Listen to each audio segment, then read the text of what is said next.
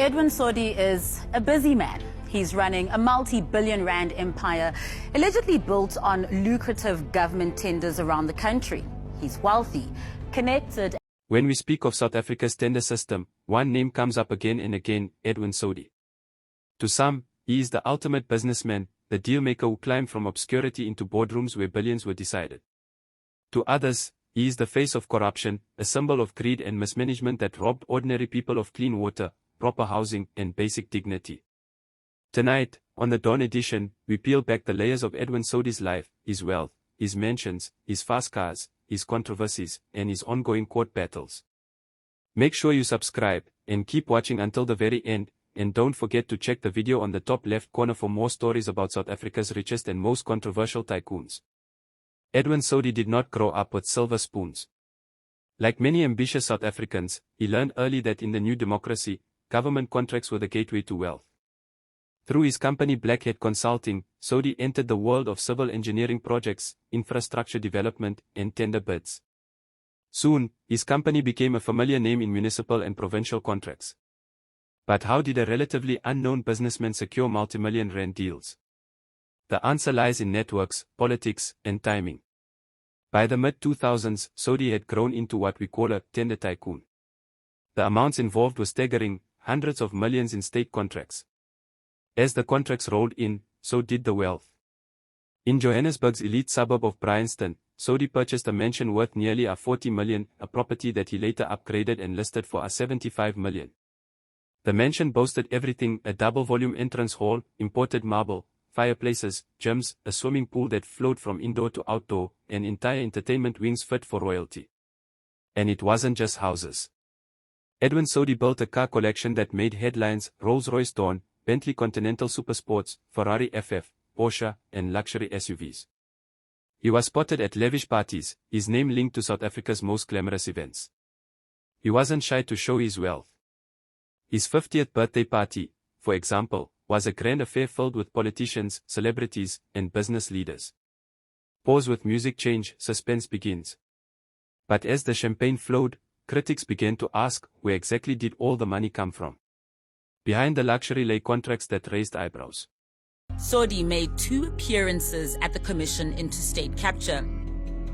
An unapologetic big spender. In one appearance, he claimed to have spent 600,000 rands on alcohol in just 6 months. I don't want to say this in a manner that's going to sound, arrogant. But I think 2 weeks ago, I bought 6 bottles of champagne. I paid, it was between 4,000 and 5,000 per bottle.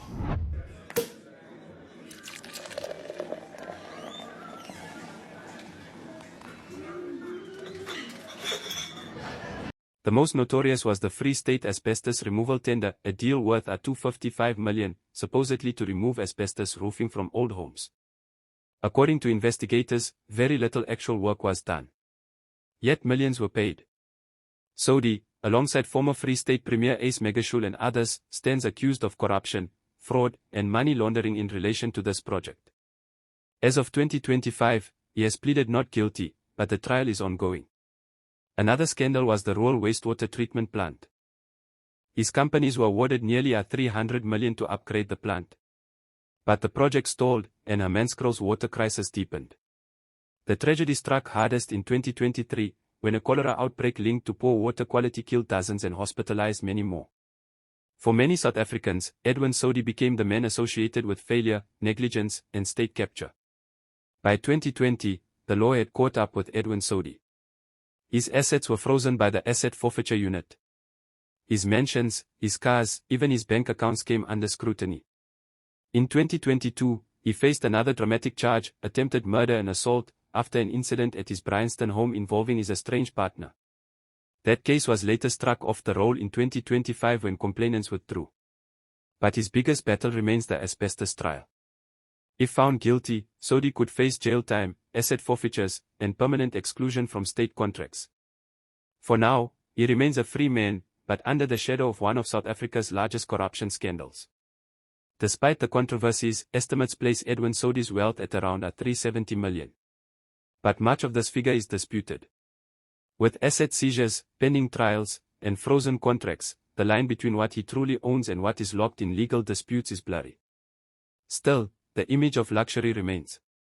Mansions in Bryanston and Morningside, cars in his garages, and an influence network that stretches deep into political corridors. For some, Edwin Sodi is proof that connections and strategy can build immense wealth in South Africa. For others, he is proof of how corruption cripples service delivery and costs lives. To his critics, Edwin Sodi is a symbol of corruption. To his supporters, he is a successful black businessman unfairly targeted for thriving in a space dominated by politics. But whether hero or villain, one thing is certain: Edwin Sodi's story captures the tension of modern South Africa, the clash between ambition and accountability, wealth and ethics, luxury and service delivery.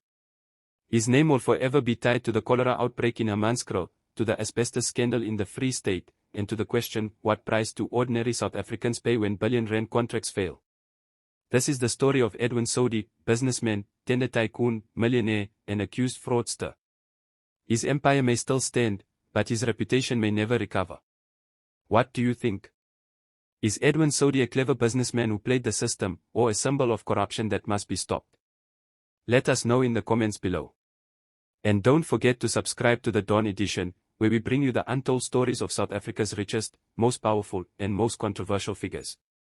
And before you leave, drop the name of any South African tycoon you'd like us to feature in our next episode. Also, make sure to check the video on the top left corner of your screen for another powerful doc. Which one? There's two. There's the expose that he's living from out of Edwin Sodi's house. No way. Yeah, the expose. There's an expose. Like, yeah. For real. But you know, politicians and businessmen who always get jobs from the government. The guys in government, politicians, will always, benefit somehow. Either they're driving. Even Musi was driving a car of Steinhoff when he was in the DA. Please check Musi Maimane. Musi Maimane, DA, Steinhoff. What's his name? Marcus used the car. Maimane Marcus used the car. So Paul Mashatile is Edwin's ice boy.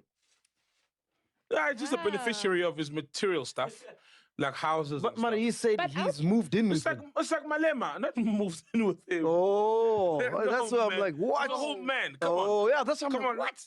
I mean, Edwin was like a billionaire guy. I mean, he's got all these homes. Even Malema, wasn't he at some point, weren't they reporting that he lives out of the Mazotti's house in Hyde Park or something? And those guys are in the cigarette business. So there's always these cozy relationships between politicians. Until next time, this has been the Dawn Edition, where we uncover wealth, power, and the truth behind the headlines.